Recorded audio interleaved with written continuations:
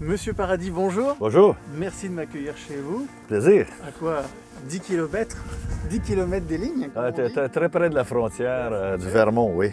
Vous êtes peut-être même le vignoble le plus proche des États-Unis. Je pense que oui. On est de ce qu'il y a le plus au sud au Québec et on est près du lac Champlain aussi, pas très loin. Donc, ce qui crée une espèce de microclimat. Même un vignoble pas loin d'ici, à 10 km d'ici, on a, je dirais, 3-4 jours au printemps d'avance sur un autre qui est très près. Ça fait que, dans les cantons de l'Est? On est des cantons de l'Est. On est à 1 heure de Montréal. Combien d'hectares? On a, je ne le compte pas en hectares, je le compte en acres. J'ai à peu près une quarantaine d'acres. À peu près une vingtaine, ça on va dire. Oui, c'est ça. Une vingtaine d'hectares. 18-20 hectares, là, peut-être, oui. Et ça s'appelle le vignoble, le domaine du Ridge? Ça s'appelle le domaine du Ridge. Pourquoi? Parce que ici la route s'appelle... Parce que c'est le chemin Ridge, c'est aussi simplement que ça, oui. Alors depuis quand êtes-vous implanté ici? Ça fait 14 ans qu'on a commencé le vignoble, en plantant à partir de zéro. Là. Il n'y avait rien.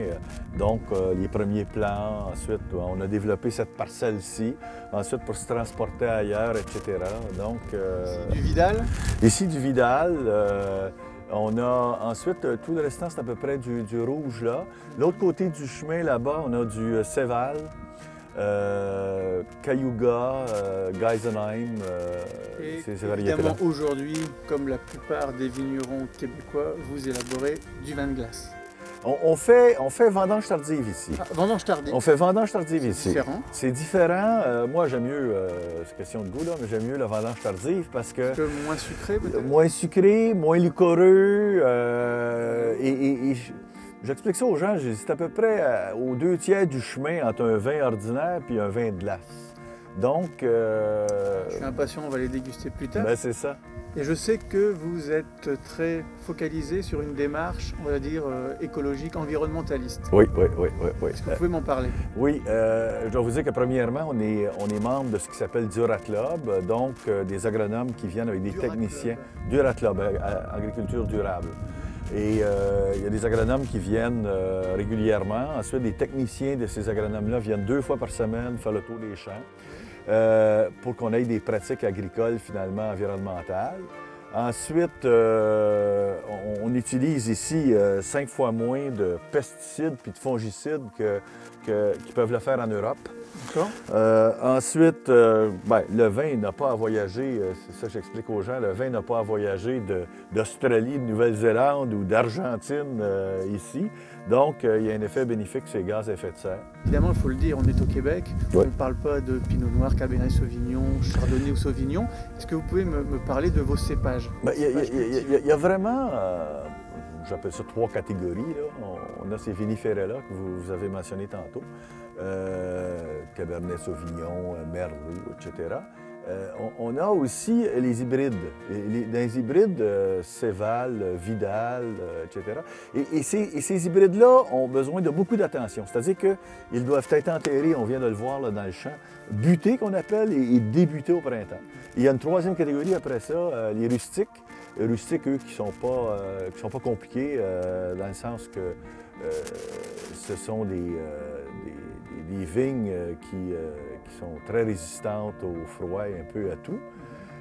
Sauf que moi, j'ai décidé d'y aller dans quelque chose de plus compliqué parce que je pense que ça fait du meilleur vin aussi. C'est plus de trouble, mais ça donne un vin, à mon avis, meilleur. Dites, Monsieur Paradis, où est-ce qu'on est là? Là, vous êtes sur le fouloir. C'est un fouloir traditionnel où on fait une certaine quantité de vin à chaque année. Mais vous le faites vraiment? On le fait vraiment, là, foulé aux pieds. Pas pour les touristes. Et où on est, là, c'est quelqu'un qui joue, c'est un accordéoniste qui est accordéon musette. Oui. Et pendant ce temps-là, il y a une vingtaine de filles, là, parce que c'est réservé aux femmes. Seulement des femmes. Pourquoi? C'était la tradition. Ah, et les gars lavent les pieds des filles, bien sûr. Alors je vais sauter dans le fouloir. On peut sauter dans le fouloir, mais il n'y a pas de raisin dans ce temps-ci. Ça me fait penser au fameux lagar portugais, vous savez, pour fouler le raisin dans la vallée du Douro. C'est vraiment ça. Il y a une trappe.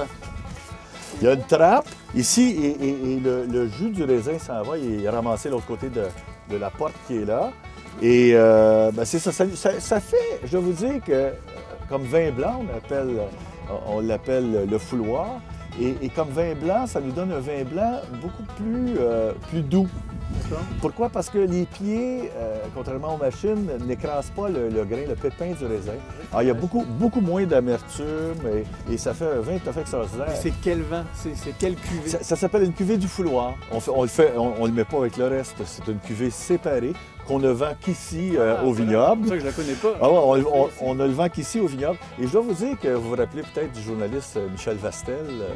Michel Vastel, c'était son vin préféré, exactement. Et on faisait ça ensemble, les vendanges. Mais alors, c'est une production minime? C'est une production d'à peu près 1400, 1300 bouteilles, 1400 bouteilles.